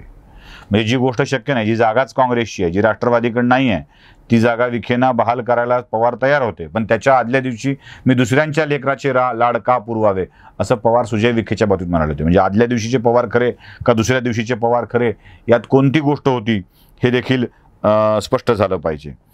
ईव्हीएम बाबत तर पवारांनी ही भूमिका नेहमीच बदलती ठेवलेली आहे. म्हणजे ईव्हीएमवर शंका घेऊ नये असंही पवार म्हणतात, ईव्हीएमवर शंका येईलच असंही पवार म्हणतात. म्हणजे कधी म्हणाले तुम्हाला सांगतो मी, बारामतीचा निकाल काही वेगळा लागला तर ईव्हीएमवर शंका येईलच असं पवार म्हणाले होते. अशा कितीतरी घटना, अशा कितीतरी विषय आहेत जिथे पवारांनी आपली भूमिका अगदी लगेच काही काळानंतर बदललेली आहे. या सततच्या भूमिका बदलणारे पवार म्हणूनच सगळ्यांच्या दृष्टीनं महत्त्वाचे आणि लक्षवेधक ठरतात. पवारांनी सातत्याने आपली भूमिका बदललेली आहे आणि त्यांनी सोयीनुसार ती भूमिका निवडलेली आहे. शरद पवारांच्या पलटू भूमिकांच्या बाबत अनेकांना विधान केल्यावरती राग येतो. मला यात कोणताही आदरणीय शरदचंद्रजी पवार यांच्याचा अवमान करण्याचा हेतू नाही आहे. मी फक्त त्यांच्या भूमिका आणि त्यांचा त्यात झालेला बदल या गोष्टी आपल्या समोर मांडणार आहे. हे सर्वश्रुत आहे. एक गोष्ट सांगून सांगून आता चोथा झाली आहे, ती म्हणजे बॉम्बस्फोटामधला एक अतिरिक्त बॉम्बस्फोट पवारांनी घडल्याचं सांगितलं होतं. आता हा स्फोट घडलाच नव्हता, तो त्यांनी सांगितला कारण मुस्लिम समाजाच्या वरती याचा राग जायला नको. हे एक पहिलं. दुसरं, आता कोरेगाव भीमाच्या विषयामध्ये त्यांनी सरळ सरळ दोन व्यक्तींची नावं घेतली होती. एक संभाजी भिडे गुरुजी आणि दुसरे ते अजून एक व्यक्ती होते त्यांचं एक नाव. पवारांनी कोरेगाव भीमाच्या प्रकरणामध्ये अशीच दोन व्यक्तींची नावं घेतली होती. त्यात एक संभाजी भिडे गुरुजी होते. आता या दोघांच्यामुळेच दंगल पेटली असं म्हणणारे पवार आता बदलून त्यांचं नाव घेणं टाळतात. एवढंच काय तर तपास यंत्रणांना संभाजी भिडे गुरुजींचं आणि एकबोटेंचं नाव यात कुठे दिसत नाही. संभाजी भिडेंना तर क्लीन चिट दिली जाते. मग पवारांनी त्यावेळेला केलेलं विधान काय होतं, ती काय भूमिका होती, मग आता शपथपत्रामध्ये ती भूमिका का बदललेली आहे, ह्या सगळा प्रश्न पडल्याशिवाय राहत नाही ना. अशा कितीतरी घटना सांगता येऊ शकतील ज्यात पवार आपली भूमिका बदलत आलेले आहेत. जून 2019 मधलं पवारांचं एक विधान आहे, चड्डीवाल्यांच्या हाती सत्ता देणार का, ती बातमी तुम्ही बघताय. म्हणजे संघवाल्यांच्या हाती सत्ता द्यायची का असं पवार म्हणाले होते. आणि पुढे काही दिवसामध्ये पवार बदलून जातात आणि संघाकडून काहीतरी शिका असं ते आपल्या कार्यकर्त्यांनाच सांगतात. म्हणजे एकीकडे लोकांना आव्हान करायचं की चड्डीवाल्यांच्या हाती सत्ता देताय का, आणि आपल्या कार्यकर्त्यांना मात्र सांगायचं की संघाच्याकडून काहीतरी शिका, ते कसं काम करतात हे बघा.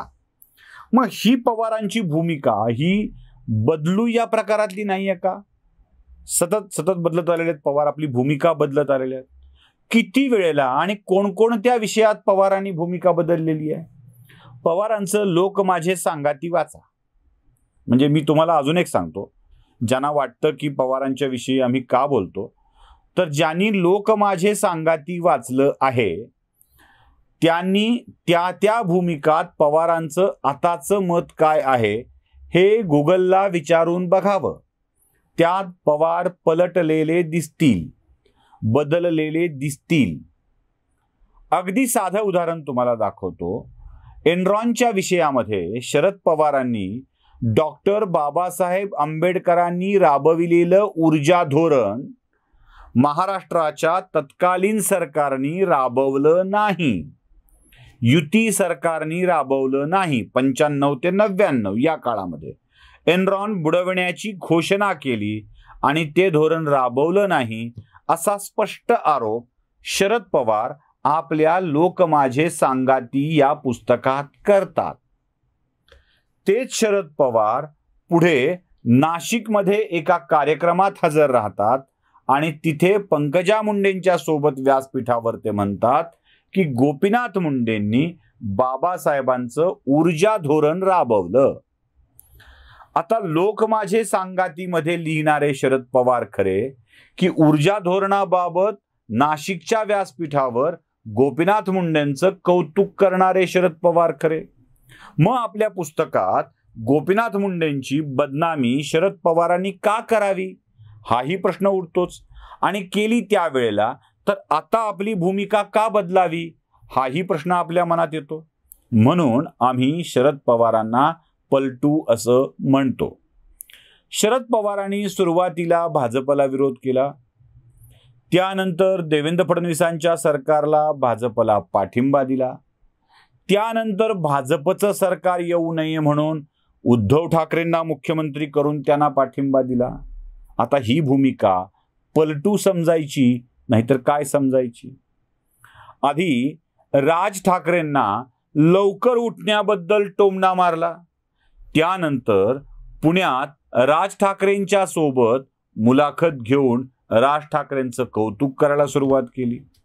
राज ठाकरे जेव्हा मोदींच्या वरती टीका करत होते तेव्हा पवारांच्या अत्यंत निकटवर्तीय राज ठाकरे होते.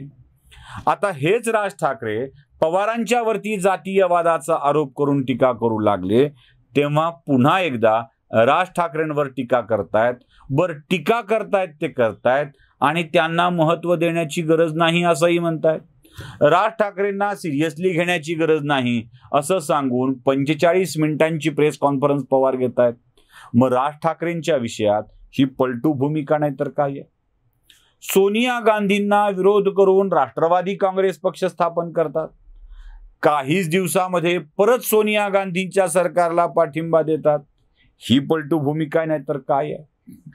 मुंडेंचं म्हणजे धनंजय मुंडेंचं प्रकरण गंभीर आहे म्हणणारे पवार काहीच दिवसामध्ये धनंजय मुंडेंच्या प्रकरणात काहीच राम नाही म्हणतात. ही भूमिका पलटू नाही तर काय आहे? अनिल देशमुखांना वाचविण्याच्या नादामध्ये पवार दिल्लीत खोटी माहिती देतात, मग त्यांना कळतं की आपलं काहीतरी चुकलंय, मग ती माहिती दुरुस्त करतात. ही भूमिका पलटू नाही तर काय आहे? शरद पवार प्रत्येक वेळी अशी पलटू भूमिका घेतानाच आपल्याला दिसतात. 1 नव्हे, 2 नव्हे, 10 नव्हे अशी शेकडो उदाहरणे सांगता येऊ शकतील जिथे शरद पवारांनी सातत्यानं आपल्या भूमिका बदललेल्या आहेत. कंत्राटी शेतीवरती त्या चित्रपट दिग्दर्शक जब्बार पटेल यांनी घेतलेली मुलाखत दूरदर्शनवरची अनेक लोकांनी ऐकली पाहिली. तिथे धंदा करणे हे सरकारचं काम नाही असं शरद पवार ठामपणे सांगतात. कंत्राटी शेतीला महत्व दिलं पाहिजे म्हणतात. लोक माझे सांगातीमध्ये कंत्राटी शेतीचं महत्व पटवून देतात. आणि जेव्हा कंत्राटी शेतीचा कायदा येतो भारतीय जनता पार्टीच्या नरेंद्र मोदी सरकारच्याकडून, तेव्हा मात्र शरद पवार या कायद्याला कडाडून विरोध करतात. मग ही पलटू भूमिका नाही तर काय आहे? काम व्यवसाय करणं, धंदा करणं हे सरकारचं काम नाही म्हणणारे शरद पवार धंद्यात निर्गुंतवणुकीचं धोरण आणल्यावर टीका करतात. ही पलटू भूमिका नाही तर काय आहे? शरद पवार आपल्या भूमिका सोयीनुसार बदलत आलेले आहेत आणि त्यांचं त्याच स्वरूपाचं राजकारण झालेलं आहे. या सगळ्या विषयाला किंवा सगळ्यांना आपले अंकित करता यावं यासाठी जाणीवपूर्वक सत्ता मिळेल तेव्हा राज्यातलं गृहमंत्रीपद देखील शरद पवारांनी आपल्याकडेच ठेवलेलं आहे. म्हणजे हवं त्या माणसाला हव्या त्या ठिकाणी दाबता येऊ शकेल याची सुविधा देखील ते करून ठेवतात. आणि म्हणूनच पवारांच्या विरोधात बोलणारे सगळेच आवाज क्षीण दिसतात. तुम्ही बघा, विलासराव देशमुख मुख्यमंत्री झाले, सुशील कुमार शिंदे मुख्यमंत्री झाले, पुन्हा विलासराव झाले, अशोकराव चव्हाण 2दा झाले, पृथ्वीराज चव्हाण झाले आणि आता उद्धव ठाकरे झाले. या सगळ्या मुख्यमंत्र्यांच्या कारकिर्दीमध्ये शरद पवारांच्या जवळचा माणूसच गृहमंत्री झालेला आहे. आणि या काळात आपापल्या अधिकाऱ्यांचं एक नेटवर्क शरद पवारांनी उभं करून ठेवलेलं आहे. त्यामुळे शरद पवारांच्या विरोधात जो कोणी आवाज उठवेल त्याचा आवाज एका वेगळ्याच पद्धतीनं क्षीण करण्याचा प्रयत्न पवारांच्याकडून नेहमीच होत आलाय. त्यामुळे त्यांच्या त्या पलटू भूमिकेवर फारसं कुणी बोलताना दिसलं नाही. बदल कसे स्वीकारावे याचा उत्तम आदर्श कुणाकडून घ्यायचा असेल तर तो पवार साहेबांच्याकडून घ्यावा. सामाजिक स्थित्यंतर, औद्योगिक स्थित्यंतर, कृषी क्षेत्रातील स्थित्यंतर असं म्हणायचं असतं. म्हणजे व्हिडिओ करताना सामाजिक क्षेत्रामध्ये, राजकीय क्षेत्रामध्ये, कृषीच्या क्षेत्रामध्ये जे जे काही बदल घडतात ते पवार साहेबांनी शब्दशः स्वीकारलेले आहेत, अगदी बदलले आहेत. म्हणजे ते कंत्राटी शेतीबाबत वगैरे खूप बोलून झाले हो, ते विषय मी कितीदा बोलू. चला आता आपण नव्या विषयावर बोलूया. नव्या विषयावर बोलताना मला दोन गोष्टी प्रमुख आहेत, त्या दोन्ही तुमच्या समोर मांडतोय. अगदी शॉर्ट मध्ये मांडणार आहे, फार पाल्लाळ लावणार नाही.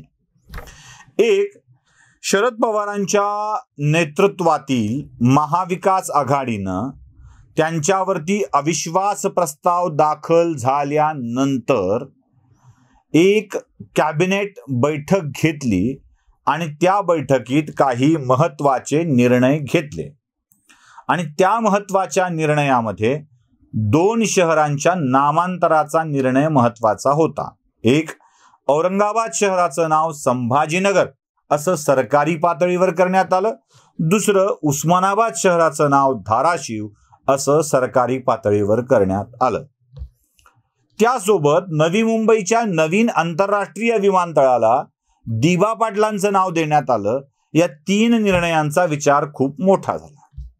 दिबा पाटलांच्या निर्णयावर पवारांना काही आक्षेप व्यक्त करायचा नव्हता, कारण केला तर अंगलट येईल हेही त्यांना माहित होतं. म्हणून त्यांनी संभाजीनगर आणि धाराशिव या 2 नामांतराला केंद्रीय मंत्रिमंडळ कॅबिनेटचा निर्णय म्हणून बोलणं टाळलं. पूर्वी त्यांना ते मंत्रिमंडळाचा निर्णय म्हणून स्वीकारावाही लागला होता. पण जसे पवार संभाजीनगरात आले, त्यांच्या भाषेत औरंगाबादमध्ये, तसं त्यांनी अगदीच धोरण बदलून टाकलं. त्यांनी काय सांगितलं की याबाबतची माहितीच मला नव्हती. आता पुन्हा तोच प्रश्न येतो, कोण आहात तुम्ही, तुम्हाला कॅबिनेटची बैठकीची माहिती द्यायला?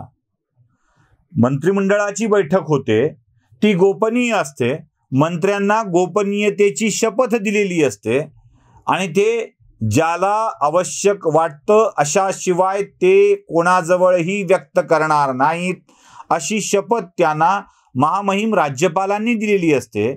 अशा वेळी तुम्हाला या निर्णयासंबंधीची माहिती देण्याचं कारण येतं काय? आता मंत्रिमंडळाचा निर्णय आहे म्हणून तो आम्ही स्वीकारतो, पण आम्हाला याबाबत काहीच माहिती नव्हती. म्हणजे मला माहित नव्हतं असा सावध पवित्रा घेत इथे काकाने पलटी मारली. हे म्हणण्याचं कारण काय? तर औरंगाबादेत येऊन मुसलमानांच्या समोर संभाजीनगर नामांतराला माझा पाठिंबा होता असा दावा करणं म्हणजे राष्ट्रवादी काँग्रेसच्या वोट बँकेला धक्का लावण्यासारखा आहे. आता तो फोटोही तुम्ही औरंगाबादचा बघितला होता. औरंगाबादच्या जिल्हाधिकारी कार्यालयासमोर जे लोक आंदोलन करत होती ती राष्ट्रवादी काँग्रेसची होती आणि त्यात औरंगजेबाचा उल्लेख सुफी संत असा करत होती. ज्यांना औरंगजेब सुफी संत वाटतो त्याचं नाव या शहराचं असलं तर काय फरक पडणार आहे? आणि या सगळ्या वोट बँकेला धक्का लागू नये म्हणून असा सावध पवित्रा पवारांनी घेतला आणि सांगितलं मला तर बाबा यातलं काहीच माहित नव्हतं. म्हणजे मुळात माहित असायचं काही कारण नाही, समन्वय नव्हता. संजय राऊतांनी त्याच्यावर सांगून टाकलं की पवार साहेबांचं म्हणणं जरा वेगळं होतं, समन्वय नव्हता असं म्हणणं होतं. म्हणजे एकट्या उद्धव ठाकरेंनी हा निर्णय घेतला असं सांगून पवारांनी बाजू सारवण्याचा प्रयत्न केला. अहो, उद्धव ठाकरे, आदित्य ठाकरे आणि अजून एक मंत्री, याचे 4च मंत्री शिवसेनेचे मंत्रिमंडळाच्या बैठकीत हजर होते. बाकी सगळे तो गुवाहाटीत गेलेले होते. शिवसेनेच्या 4च मंत्र्यांच्या उपस्थितीमध्ये, काँग्रेसच्या आणि आपल्या सगळ्या मंत्र्यांच्या उपस्थितीमध्ये हा ठराव झाला. पवार साहेब आपले 12-13 मंत्री असून ते आपल्याला सांगत नाहीत तर बाकीच्या मंत्र्यांनी आपल्याला सांगायला यावं अशी अपेक्षा व्यक्त तरी कशाला करता? इथे एक पलटी मारली. दुसरं एक फार महत्वाचं बरं का, म्हणजे एकनाथ शिंदे सत्तेवर येऊन बसले न बसले तोच, म्हणजे अगदी एकनाथ शिंदेच्या बायकोनी मुख्यमंत्री झाल्याबद्दल त्यांचं औक्षणही केलं नसेल एवढ्या काळात पवार साहेब बोलून गेले 6 महिन्याच्या आत मध्यावधीला तयार राहा. हे पवार साहेब बोलले. त्याच्या बातम्या आल्यात, सगळ्यांनी ते पाहिलंय, सगळं झालंय. पवार साहेबांच्या या विधानावर आम्ही एक व्हिडिओ देखील केला होता. असं का म्हणतायत पवार साहेब? कारण उद्धव ठाकरेंच्या प्रमाणे आपल्या पक्षाची गत होऊ नये असं पवारांना वाटत होतं. कारण मुळातच राष्ट्रवादी काँग्रेस हा वेगवेगळ्या शक्तिशाली माणसांचा समूह आहे. त्यांना एक ताकद, एक झेंडा, एक नेता पाहिजे असतो, म्हणून ती लोक एकत्र आलेली आहेत. निवडणुकीच्या आधी ही सगळी माणसं पांगण्याची शक्यता आहे. कारण आधीच त्यांच्या बकऱ्या पांगल्या होत्या. म्हणजे मोहिते त्यांचे नाही राहिले, उदयनराजे भोसले त्यांचे नाही राहिले, पिचड त्यांचे नाही राहिले, पाचपुते त्यांचे नाही राहिले. अहो किती सांगावी नावं अशी, किती निघून गेलीत राष्ट्रवादी काँग्रेसला सोडून. आता निवडणुकीच्या आधी जर हे घडलं तर पवारांच्याकडे देखील उद्धव ठाकरेंच्या सारखी आधे इधर जाओ आधे उधर जाओ बाकी मेरे पीछे आओ अशी असराणीसारखी अवस्था आली असती. या अवस्थेला टाळण्यासाठी आपल्या कार्यकर्त्यांच्या मनात पवार साहेबांच्यात अजून शक्ती आहे, चमत्कार घडवू शकतात असं वाटावं, यासाठी त्यांनी निवडणुकीचं विधान करून टाकलं. म्हणजे हे असं आम्ही सांगितलं. आता शरद पवार संभाजीनगरात आले आणि पवारांनी अचानक पुन्हा पलटी मारली आणि ते म्हणाले, मी असं म्हणालोच नव्हतो. निवडणुका येत असतात, 6 महिन्याच्या तयारीला असलं पाहिजे, म्हणून तयारीला लागा असं मी म्हणालो. मध्यावधी लागणार असं म्हणालोच नाही. असं काय घडलं की अचानक पवारांना हे सरकार टिकणार आहे, निवडणुका लागणार नाहीत अशी जाणीव व्हायला लागली? कधी कधी पवार खरं बोलून जातात, त्यापैकी हे एक. म्हणजे पवारांच्या बाजू पलटण्याच्या काही मर्यादा आहेत. त्या सगळ्या मर्यादांच्या पलीकडे जाऊन पवार राजकीय कोलांट उड्या मारताना दिसतात. आता भविष्य काळातली पवारांची रणनीती मी सांगतो. त्यात पवारांना आता हे सरकार टिकणार नाही, ते कोसळणार, लवकर कोसळणार अशा स्वरूपाच्या कंड्या पिकवतील. गद्दारी करून आलेलं सरकार, बंडखोरांचं सरकार, अशाही चर्चा घडवल्या जातील. कारण ते घडवण्यात, जनमत तयार करण्यामध्ये पवारांना मदत होणार आहे. आता अगदी आंदोलनं सुरू होतील, मोर्चे सुरू होतील. जे मधले 2.5 वर्ष सगळीच आंदोलनं थंड झाली होती, ते परत आता ऍक्टिव्ह व्हायला लागतील. कारण लोकांच्या भावना पूर्ण न करणारं सरकार असंही पवारांना ते सिद्ध करता येऊ शकेल. आपल्या मनातलं सरकार नाही तर त्याला हवं तेवढं बदनाम करण्याची पद्धत शरद पवार अवलंबू शकतात आणि त्यांच्या कोलांट उड्या हेच ते दाखवत आहेत की बारामती एका बेटाप्रमाणे आहे, अगदी विकसित झालेल्या बेटाप्रमाणे. जणू सुप्रिया सुळे या बेटाच्या सम्राज्ञी आहेत. सम्राज्ञीचे वडील म्हणून शरद पवार काम करतायत आणि अजित पवारांच्याकडे देखील यातला काही भाग येतो. एक बारामती शहर आणि आजूबाजूचा थोडासा परिसर याचा विचार केला तर बारामतीचा विकास आपल्याला लक्षात येतो. बारामतीचा विकास दाखवायची वेळ आली की विद्या प्रतिष्ठानला घेऊन नेलं जातं. बारामतीचा विकास दाखवायचा म्हणजे त्या कृषी संशोधन केंद्रामध्ये नेलं जातं आणि वायनरी प्रोजेक्टमध्ये नेलं जातं आणि इथे आम्हाला बारामतीचा विकास दिसतो. बारामतीच्या कार्यालयाच्या वेगवेगळ्या इमारती ह्या उत्तुंग असतात, भन्नाट असतात, छान असतात आणि बघा बारामती किती सुजलाम सुफलाम झाली आहे असं म्हटलं जातं. पूर्वी बारामतीचं बसस्थानक खूप सोपं होतं. एका विजनमध्ये सगळ्या गाड्या दिसायच्या. आता बारामतीचं नवं स्थानक हजारो करोड रुपये खर्चून, शेकडो करोड रुपये खर्चून होतं आहे आणि ते फारच क्लिष्ट होणार आहे. अर्थात हे स्थानक बांधणाऱ्याला खूप मोठा फायदाही होणार आहे असं म्हणतात. बारामती नावाच्या बेटाच्या 50 किलोमीटरच्या पट्ट्याचा जर अभ्यास आपण केला तर आपल्या लक्षात येईल की बारामतीतले रस्ते गुळगुळीत, चकचकीत, सुंदर झालेले आहेत. पण भिगवण पासून बारामती पर्यंत येण्याचा रस्ता अजूनही तशाच अवस्थेत पडून आहे. इंदापूर पासून बारामतीत येण्याचा रस्ता अजूनही तशाच अवस्थेत पडून आहे. आत्ता कुठे सासवड कडून बारामतीकडे जेजुरी मोरगाव मार्गे जाणारा रस्ता आत्ता कुठे कामाला लागलेला आहे. बारामतीपासून फलटणकडे जाताना रस्त्याची अवस्था काय आहे हे आपल्या लक्षात येऊन जातं. बारामती शहरात तुम्ही वावरत असता तेव्हा चकचकीत गुळगुळीत रस्ते तुम्हाला भेटतात, पण भिगवण, इंदापूर, फलटण, जेजुरी या मार्गावर मात्र रस्त्याची दुरावस्था आहे असंच आपल्या लक्षात येईल. हे रस्ते नीट होऊ शकले नाहीत, पण बारामतीतले रस्ते नीट झाले. खराब रस्त्यांच्या समुद्रात चांगल्या रस्त्याचं बेट म्हणजे बारामती हे आम्हाला वारंवार लक्षात येतं. बारामती लोकसभा मतदारसंघाचा तरी विकास उत्तम झाला आहे का? दौंड पासून बारामतीकडे जाणारा रस्ता उत्तम आहे का? दौंड शहराची अवस्था काय आहे? पुरंदर शहराची म्हणजे सासवड शहराची अवस्था काय आहे? पुरंदर तालुक्याची स्थिती काय आहे? जरा हे बघितलं जाईल का? बारामतीच्या आसपासचा कोणताही परिसर 50 किलोमीटरच्या टप्प्यातला विकसित झालेला आढळत नाही.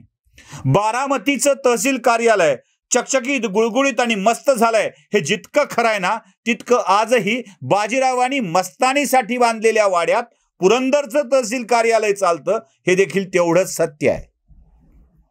बांधलेल्या प्रशासकीय इमारतीत फर्निचर नाही म्हणून अजूनही रिकाम्या पडक्या वाड्यात सासवडचं तहसील कार्यालय चालतं हे आम्हाला कसं विसरता येईल? बारामती लोकसभा मतदारसंघाचाच हा भाग आहे. बारामतीच्या 50 किलोमीटरच्या अंतराची अवस्था आपण बघितली तर बारामती नावाचं बेट ठळकपणे आपल्याला दिसतं आणि या आजूबाजूच्या तालुक्यांच्या विकासाला कात्री लावून बारामतीचा अधिकाधिक विकास केलेल्या शरद पवारांना आम्ही विकास पुरुष कसं म्हणायचं? किमान लोकसभा मतदारसंघ तरी, किमान पुणे जिल्हा तरी एवढंही होऊ शकलेलं नाहीये. पुणे म्हणजे चकचकीत पुणे शहर, औद्योगिक दृष्ट्या विकसित झालेली पिंपरी चिंचवड नगरी आणि उगी रांजणगाव पर्यंत MIDC झाली आहे म्हणून मध्ये विकसित नाही विस्तारलेलं शिरूर एवढं सोडलं तर बाकी पुणे जिल्ह्याची अवस्था काय आहे? कसा राहतोय भोर तालुका? कसा आहे पुरंदर तालुका? काय म्हणतोय दौंड तालुका? याची विचारणा त्या भागातल्या लोकांना केल्यावर कळतं की बारामतीच्या विकासासाठी बाकीच्या लोकांचा निधी मारण्यात आला आहे. बरं, तुम्ही स्वतःला महाराष्ट्राचे जाणते राजे म्हणून घेता, स्वतःला महाराष्ट्राचं एकमुखी नेतृत्व म्हणून घेता आणि महाराष्ट्राच्या विकासाचं काय?